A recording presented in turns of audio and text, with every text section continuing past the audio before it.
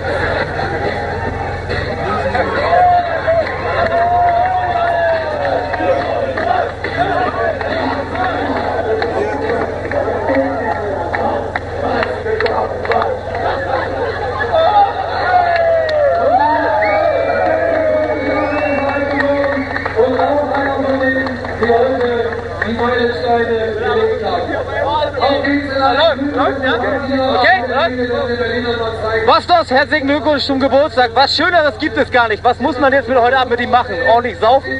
Ja, es gibt glaube ich nichts anderes als nur saufen, saufen, saufen heute.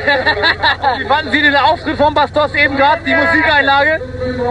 Ja, wir wussten ja alle, dass Boss eine gute Stimme hat. DSDS, Achtung, ich sag nur Recall. Basta, habe ich einmal mit dir gesungen und schon holst du den Pokal, ne? Was sollen wir jetzt machen? Einen Spielfilm drehen? Keine Ahnung, aber einigen weiß ich, das hat geklappt zusammen, oder? Hat sehr gut geklappt. Alleine ist das scheiße eigentlich. Alleine ist braucht ihr ja jemand. Alleine ist immer schwer, ja. Was sagst du zu diesem Erfolg, wenn man sich die Saison mal anschaut? Ja, Pokal gewonnen. Was muss ich noch sagen? Nix, Pokal. Freude, Emotion, Pokal, alles geil, saufen. Alles geil. Und hier, zu dem Trainer, der jetzt hinter uns steht, was kann man zu dem sagen? Ja, muss das auf Kamera, oder? Na klar muss das auf Kamera machen. Einmal für die Kamera. Nö, ich geh feiern jetzt. Ja, ich sag nur, Erfolge sprechen für ihn.